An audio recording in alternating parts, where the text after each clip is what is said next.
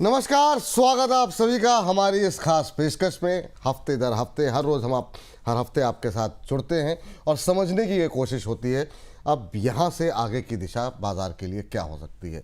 बीता हफ्ता बाज़ार के लिए काफ़ी ज़्यादा दर्द देके गया। बहुत सारे जो महत्वपूर्ण सपोर्ट थे वो टूटते हुए दिखाई दिए और 11 महीने के लेवल्स जो है उसके नीचे जो है वो हमने देखा कि निफ्टी जो है वो जाता हुआ दिखाई दिया। एक समय 23,200 भी टूटता हुआ दिखाई दिया। हमारे साथ अब आज की विशेष चर्चा में एक विशेष व्यक्ति को बुलाया गया है जो कि इस पैनिक की सिचुएशन में, इस घबराहट की स्थिति में, जो कि हमारे दर्शकों की टिप्पणियों से लग रहा है काफ़ी ज़्यादा घबराए हुए हैं, उनको ढाढ़स बंधाने और आगे की बाज़ार की दिशा को समझाने के लिए हमारे साथ गौरांग शाह जी जुड़ चुके हैं। गौरांग सर, पहले तो बहुत बहुत स्वागत आपका। और बहुत दर्शकों की मांग थी और आपका जब भी आप आते हैं जो आपकी टिप्पणियां होती हैं उससे बड़ा मनोबल मिलता है हमारे दर्शकों को। सर, सबसे पहले तो आपसे यही समझना चाहेंगे, जो अंतर्राष्ट्रीय स्थितियां हैं, दो हिस्सों में रखेंगे छोटी बातचीत को। एक तो पहले अंतर्राष्ट्रीय स्थितियां समझने की कोशिश करेंगे और आखिरी के 5-10 मिनट में भारतीय बाजार पर बातचीत करेंगे। ये जो कुछ भी हो रहा है ये कहाँ थमता दिखाई देगा? क्योंकि बहुत लोगों का ये मानना है कि इसको हमको रूस यूक्रेन, भारत पाकिस्तान या बाकी युद्धों की तरह नहीं देखना चाहिए। ये काफ़ी पेन देके जाएगा। आपकी टिप्पणी क्या रहेगी इस युद्ध को लेकर के, जिसको लेकर के ट्रंप साहब रोज स्टेटमेंट दे रहे हैं और उसके काउंटर में जो ईरान से कमेंट आते हैं, दोनों विरोधाभासी होते हैं? बहुत बहुत धन्यवाद विपुल जी, इस मंच पर आमंत्रित करने के लिए। काफी समय बाद मैं आपसे जुड़ रहा हूँ। जी सर। क्षमा चाहता हूँ क्योंकि थोड़ा कामकाज को लेके मुसाफरी थोड़ी ज्यादा थी, इसलिए मैं आपसे जुड़ नहीं पाया था। अनेक बार आपके तरफ से न्योता आया, बिल्कुल सर, लेकिन हम उसको स्वीकार नहीं कर सके, इसके लिए मैं क्षमा चाहता हूँ आपसे। एक पहले डिस्क्लोजर दे देता हूँ कि जो भी निवेश लायक रणनीति आज इस कार्यक्रम में रखेंगे, ये बुनियादी दर के आधार पर लंबी अवधि के लिए है, हमारी फंडामेंटल रिसर्च टीम के तरफ से। इसमें हमारी कंपनी जियोजित अथवा मेरा किसी भी प्रकार का व्यक्तिगत निवेश नहीं है, ना ही किसी प्रकार का वित्तीय लाभ मिलता है, ना ही किसी प्रकार का कॉन्फ्लिक्ट ऑफ इंटरेस्ट। लेकिन इसी स्तर पर राय हम हमारे क्लाइंट्स को देते हैं, संभव है कि उनका निवेश हो।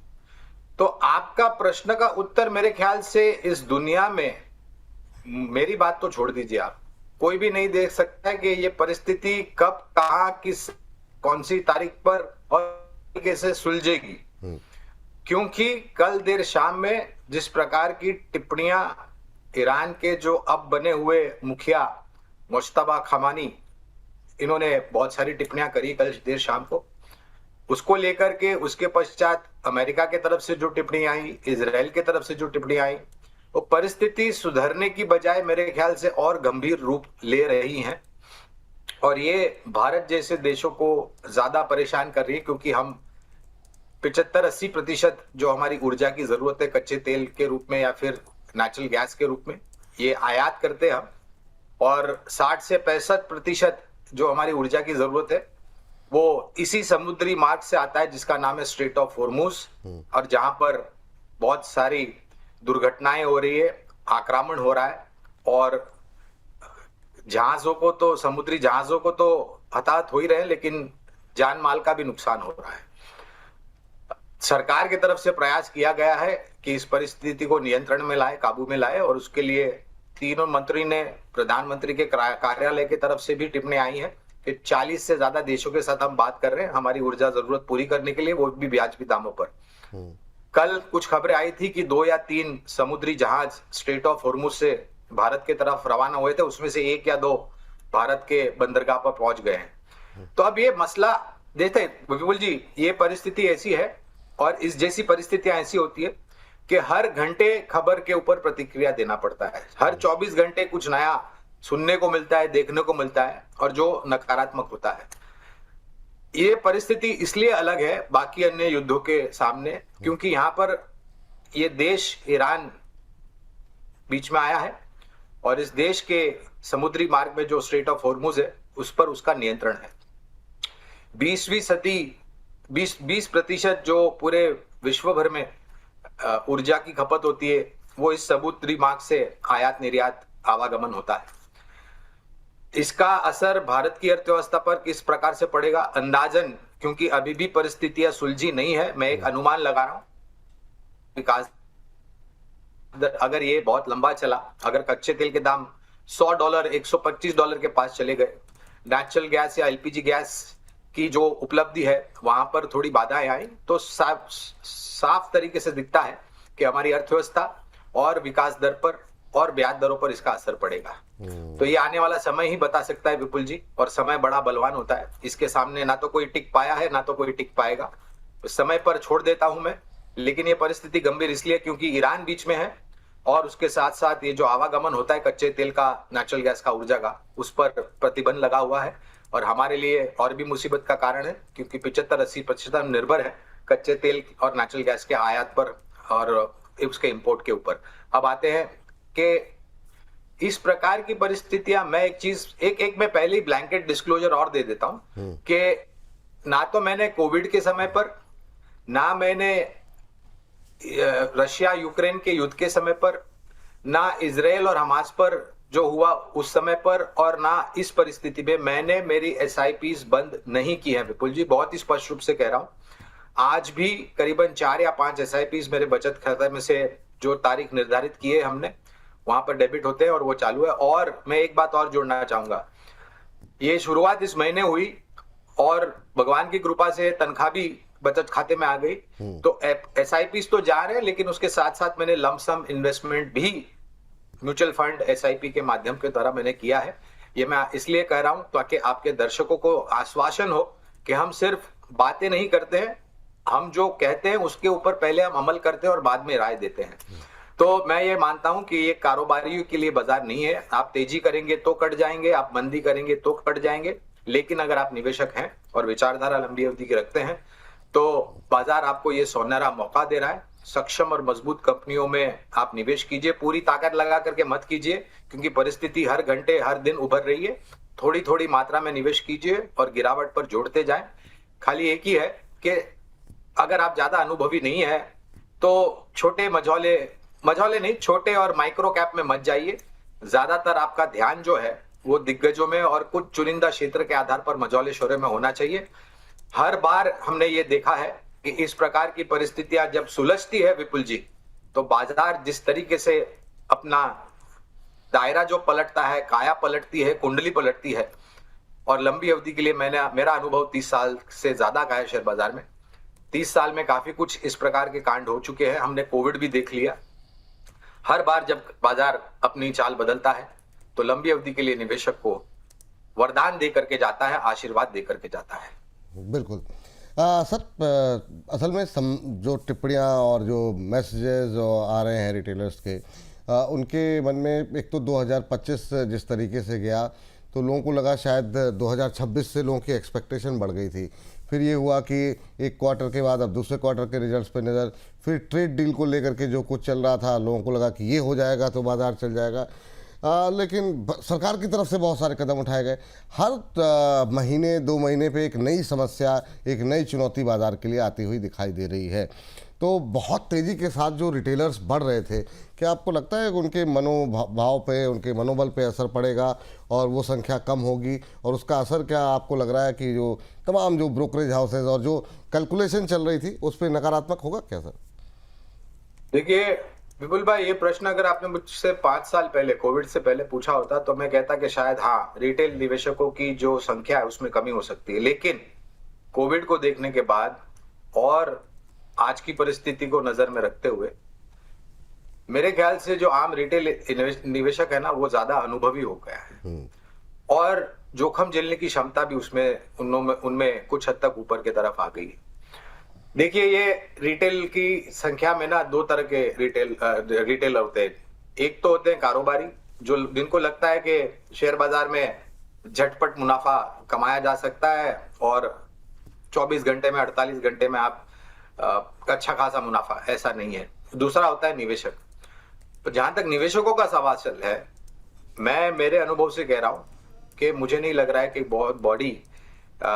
बहुत बड़ी नीचे के तरफ के आंकड़े आपको निवेशक जो नए जुड़ने वाले हैं या जुड़ रहे हैं उसमें कमी दिखाई देगी। आप कारोबारी है, ट्रेडिंग करते हैं, तो हो सकता है जब आपको आपकी नुकसान झेलने की क्षमता जो सीमा है वो टूट जाती है, तो फिर आप धराशायी होकर शायद शेयर बाजार से ट्रेडिंग करने का कामकाज जो है आपका बंद कर सकते हैं, निकल सकते हैं।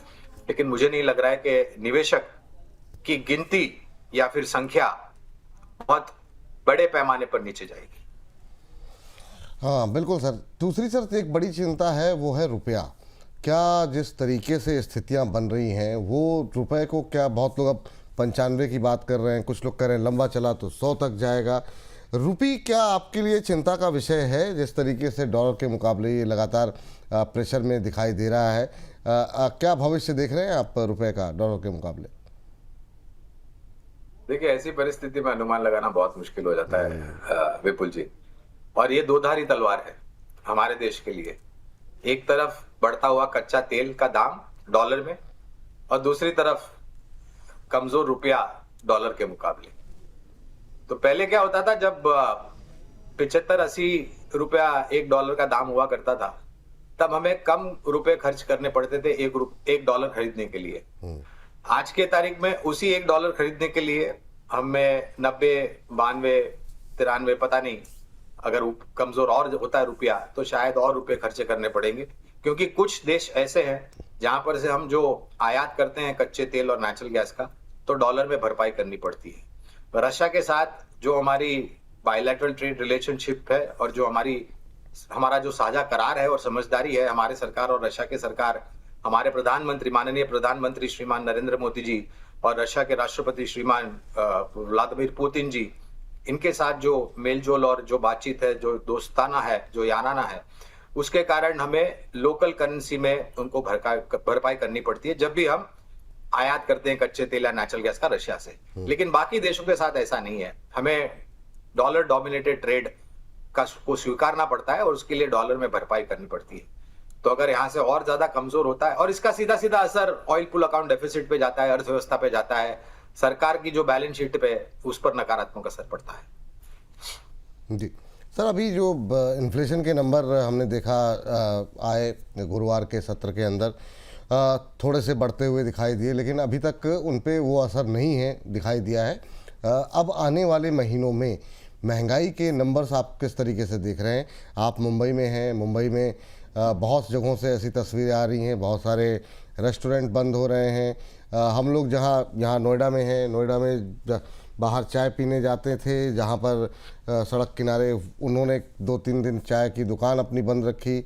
जब उन्होंने शुरू की तो अब वो चाय की कीमतें बढ़ा रहे हैं, तो ये रेस्टोरेंट बंद हो रहे हैं। ये जो सिचुएशन है, क्या आगे चल कर के पूरी कैलकुलेशन, भारत का मैक्रो सिस्टम जो है, जिसके आधार पर हम अनुमान लगा रहे थे, वो कितना बदलता हुआ और कितना बिगड़ता हुआ यहाँ से आपको दिखाई दे रहा है, चाहे वो इन्फ्लेशन के फ्रंट पे हो या जीडीपी के फ्रंट पर हो? क्या आपका अनुमान है सर?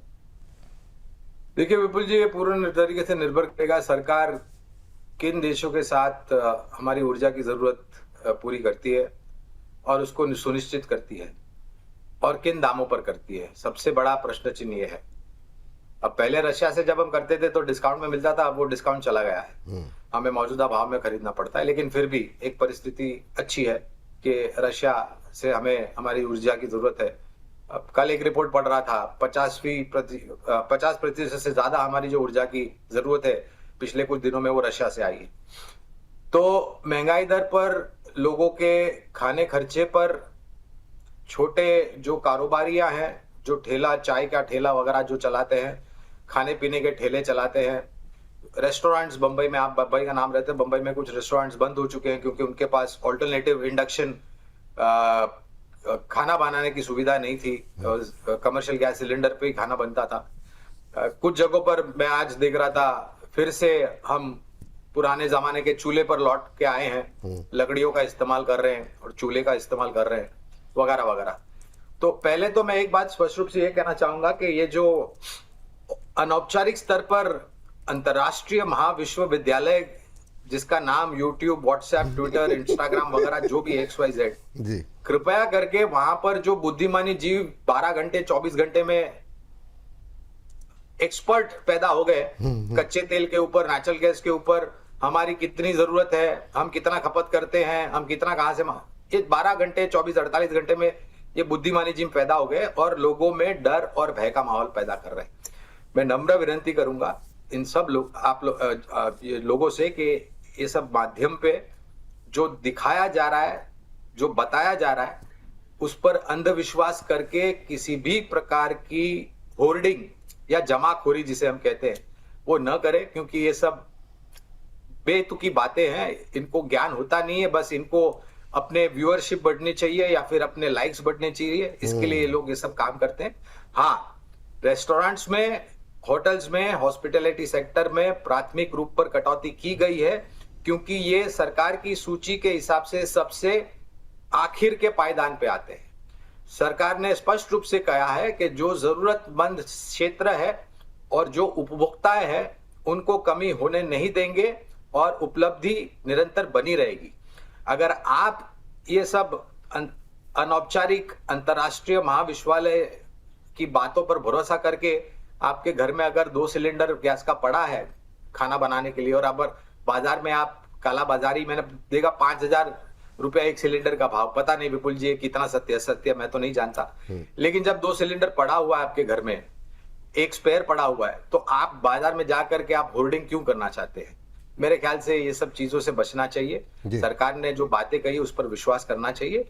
हाँ, आपकी बात का प्रश्न का उत्तर देते हुए, क्या जनजीवन कुछ दिनों या हफ्तों तक उथल पथल हो सकता है? विपुल जी, बिल्कुल हो सकता है, क्योंकि ये परिस्थिति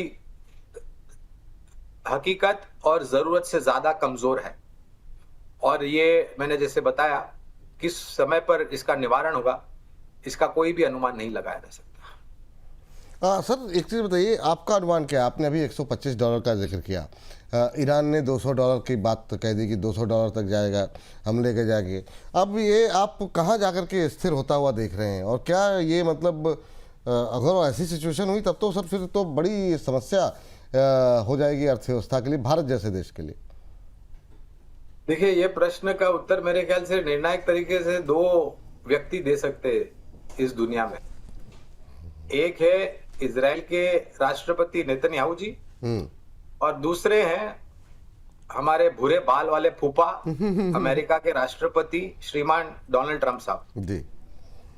अब इनको तो हम प्रश्न पूछ नहीं सकते हैं, लेकिन क्या $200, $150 अगर कच्चे तेल का दाम जाता है तो ये निर्भर फिर से गणित पर निर्भर करेगा विपुल जी, कि हम $80 या $100 में कितना कच्चा तेल या नेचुरल गैस खरीद रहे हैं, और कितना कच्चा तेल और नेचुरल गैस हम $125-150 दे करके खरीद रहे हैं, और इसका एवरेजिंग हमें करना पड़ेगा और हमें देखना पड़ेगा। जहां तक मेरी जानकारी, अगर वो सही है तो $90 के पार जब तक हमारी खपत प्रति बैरल नहीं जाती है तब तक हमें मेरे ख्याल से बहुत बड़ी चिंता करने की आवश्यकता नहीं है। लेकिन अगर वास्तविकता में जिस प्रकार से टिप्पणियां की गई है और जिस प्रकार से कुछ जो विशेषज्ञ है कच्चे तेल के ऊपर, नेचुरल गैस के ऊपर अंतर्राष्ट्रीय स्तर पर, वो जिस प्रकार से बातें रख रहे हैं, और ईरान से जिस तरीके से मेरे ख्याल से उनके कोई सेना के प्रमुख थे, उन्होंने $200 की बात करी थी, अगर ये वास्तविकता में होता है तो शायद हमें 2026 में अनुमान बहुत कम रखना पड़ेगा शेयर बाजार से। बात तो सही कह रहे हैं सर। चलिए सर, अभी के लिए बड़ी चुनौती क्या मान रहे हैं यहाँ से आप? मतलब एक तो युद्ध है ही है, अब के घरेलू फ्रंट पे देखें, रुपया, कच्चा तेल, क्या इन सब की वजह से हमारे जो क्वार्टरली नंबर्स हैं वो कितने प्रभावित होंगे? तो क्या अब नई चुनौती क्या निकल के आ रही है? चुनौती यही है विपुल भाई कि अगर देखिए, कच्चा तेल सभी जनजीवन पर असर करता है, सभी क्षेत्र पर असर करता है। कुछ क्षेत्रों पर सीधा सीधा करता है, कुछ क्षेत्रों पर दूसरे तरीके से करता है, इनडायरेक्ट करता है, कुछ क्षेत्रों पर डायरेक्ट, कुछ क्षेत्र पर इनडायरेक्ट। जिस क्षेत्र पर सीधा सीधा असर करता है वहां पर नतीजे हो सकता है। अब ये युद्ध को शुरू हुए 2 हफ्ते हुए विपुल जी, और अगले महीने मेरे ख्याल से 10 अप्रैल के पश्चात चौथी तिमाही के नतीजे आना शुरू हो जाएंगे। तो ये जो उबाल आया है कच्चे तेल में, उसका पूर्ण असर जो है वो आपको साफ तरीके से चौथी तिमाही में दिखाई नहीं देगा, कुछ हद तक दिखाई देगा जिन क्षेत्र पर सीधा सीधा असर होता है। जिन क्षेत्र पर सीधा सीधा असर नहीं होता है वहां पर शायद थोड़ी बहुत परिस्थिति बेहतर हो सकती है बनस्पत के, जिन क्षेत्र के ऊपर सीधा असर पड़ता है। तो ये देखना अनिवार्य होगा, क्योंकि अगर नतीजे निराशाजनक होते हैं तो बाजार गंभीरता से इसको लेगा। क्योंकि मैं एक चीज मानता हूं विपुल जी कि मैं बुनियादी दर के आधार पर आकलन करता हूं कंपनियों का, क्षेत्र का। अगर नतीजे बेहतर आए तो मार्केट अपने आप को ऊपर की तरफ संभाल लेगा, और अगर नतीजे खराब आए तो मार्केट अपने आप को नीचे की तरफ लेकर के आके संभाल लेगा। तो इसकी तैयारी रखनी होगी, क्योंकि ये परिस्थिति उम्मीद से ज्यादा थोड़ी बहुत चिंताजनक है। और मैं टिप्पणी सुन रहा था, पहले राष्ट्रपति ट्रंप ने बात की थी कि 1 घंटे में पूरा जो मसला है ईरान का वो सुलझ जाएगा। फिर 1 हफ्ते की बात आई, फिर 3 से 4 हफ्ते की बात आई, फिर 4 से 5 हफ्ते की बात आई, अब अनिश्चित काल की बात आ रही है। और कोई रणनीति है नहीं उनके पास इस युद्ध को लेकर के। और मैं ये उनकी बातें सुन करके मुझे बहुत ही आश्चर्य होता है। पहले तो वो कहते हैं कि ये बहुत छोटी कीमत है, कच्चे तेल के दाम में जो उबाल आया ये बहुत छोटी कीमत है लंबी अवधि के निवारण के लिए। अरे भैया, आप होते कौन हो ये निर्णय लेने वाले? क्या लोगों ने आपसे आकर के बोला कि आप ये निर्णय लीजिए? नहीं, ये आपकी बुद्धिमत्ता थी और पूरे विश्व भर को मुसीबत में डाल दिया। ठीक, अब सर फटाफट कुछ एक सेक्टर्स, कुछ एक शेयरों पे बातचीत कर लेते हैं। खासतौर से अगर हम बात करें अभी सर मेटल में हमने देखा एक अच्छी रिकवरी के बाद शुक्रवार को एक तेज गिरावट, बड़ी गिरावट देखने को मिली। ये अगर सिचुएशन चलती है तो क्या मेटल में अभी प्रेशर बढ़ता हुआ दिखाई देगा, या आपको जैसे एल्युमिनियम है, नाल्को जैसे शेयर, उनमें कुछ रिकवरी देखने को मिलेगी? आपका व्यू मेटल को लेकर के अभी क्या है सर? देखिए, स्थानीय मार्केट में खपत जो है वो चलती रहेगी, और हो सकता है कि अंतर्राष्ट्रीय स्तर पर जो हम एक्सपोर्ट करते थे, खास करके उन जगहों पर जहां पर ये युद्ध की परिस्थिति है, मिडिल ईस्ट में, खाड़ी देशों, तो वो थोड़ा नकारात्मक है। लेकिन एक चीज और बताना चाहूंगा विपुल भाई, जो भी नुकसान हो रहा है जान माल का या फिर ढांचों का, इंफ्रास्ट्रक्चर का, ये परिस्थिति सुलझने के बाद उन सभी जगहों पर निर्माण कार्य फिर से शुरू करना होगा आपको।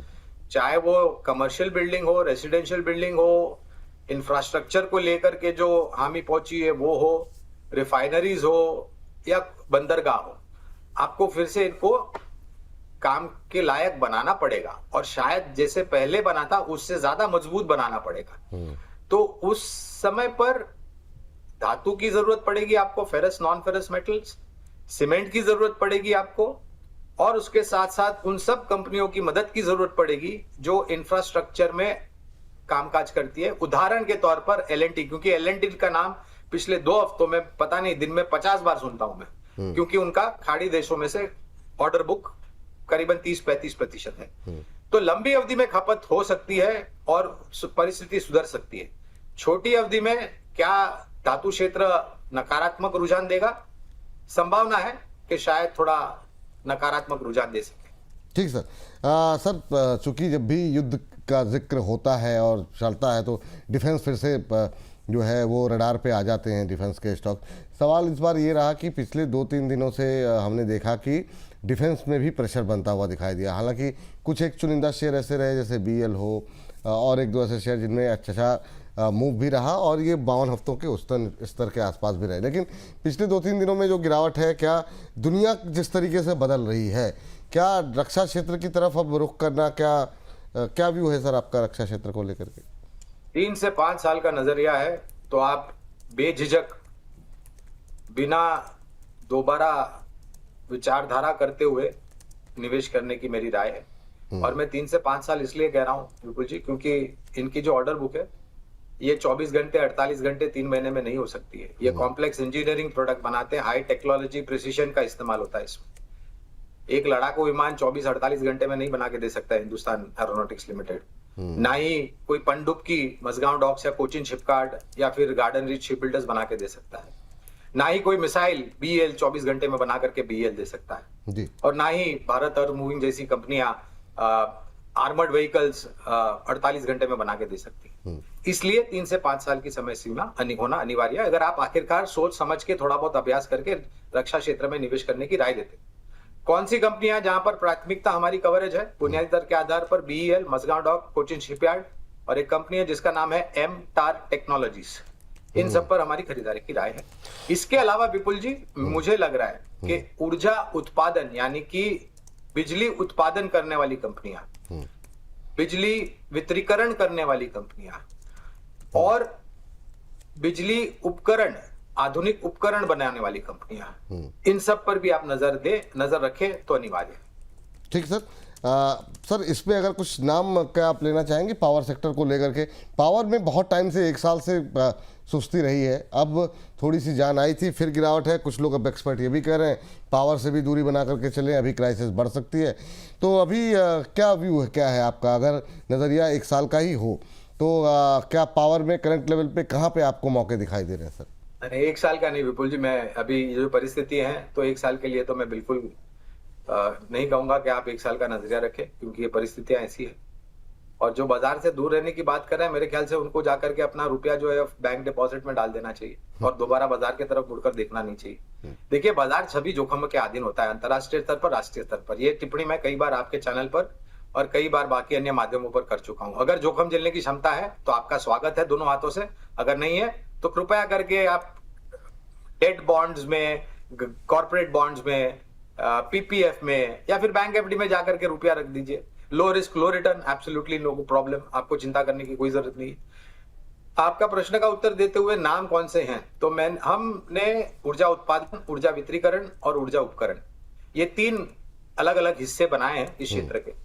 ऊर्जा उत्पादन में Tata Power, NTPC, Torrent power और जेएसडब्ल्यू एनर्जी। ऊर्जा वितरीकरण में एक कंपनी है सर सरकारी, इसको जिसका थोड़ा सा 75% मतलब मुझे थोड़ा सा समझ, टाटा पावर एक बार फिर से अगर आप नाम बोल सकें जी। Tata Power, Tata Power, NTPC, JSW Energy और टोरेंट पावर। ठीक सर। तो ये हो गए ऊर्जा उत्पादन वाले। जी। ऊर्जा वितरीकरण में सरकारी कंपनी है, 75% मार्केट शेयर है, पावर ग्रिड। ऊर्जा उपकरण में केसी इंटरनेशनल, एबीबी, जीमेंस और एक कंपनी जिसका नाम मैंने अभी अभी लिया था, एलएनटी, जो कि इलेक्ट्रिकल स्विच गियर्स, ट्रिपर्स वगैरह बनाती। ठीक सर। सर अभी 5, 7, 10 नाम हो गए हैं, मुझे बोला जा रहा है कि आपकी भी व्यवस्था है। 2-3 सवाल लास्ट के, मतलब 2-3 सवाल क्या, 2 ही सवाल हैं। एक तो ये कि बहुत सारे सवाल ऐसे आते हैं, आज भी आए कि सर 10 लाख रुपए हैं, कोई 50,000 रुपये हैं, अभी कुछ अगर इन्वेस्टमेंट के लिए इस गिरावट में मौके हैं क्या? अगर 3, 4, 5 अगर विकल्प अगर आप देना चाहें कि ये 5 विकल्प ज़्यादा बेहतर हैं, आप जो भी किसी के पास अगर 1 लाख रुपए हों लगाने के लिए और आपको अगर सलाह देनी हो तो 5 शेयर वो कौन से होंगे, 5-7 जो भी, जो आपको लगता है कि ये सही वक्त है गिरावट में खरीदारी करने का, थोड़ा थोड़ा करके? तीसरी बार नाम लूंगा एलएनटी का जी।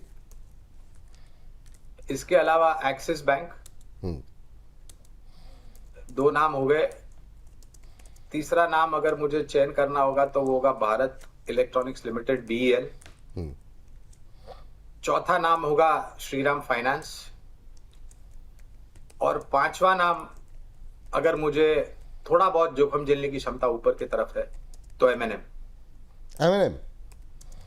यहाँ पर सर एक चीज़ आपसे जानना चाहेंगे, आपने एमएनएम का जिक्र किया, बहुत लोग करें ऑटो के अंदर तो बिल्कुल ही दूरी बना करके चलिए, अभी तो बहुत बड़ी क्राइसिस आने वाली है।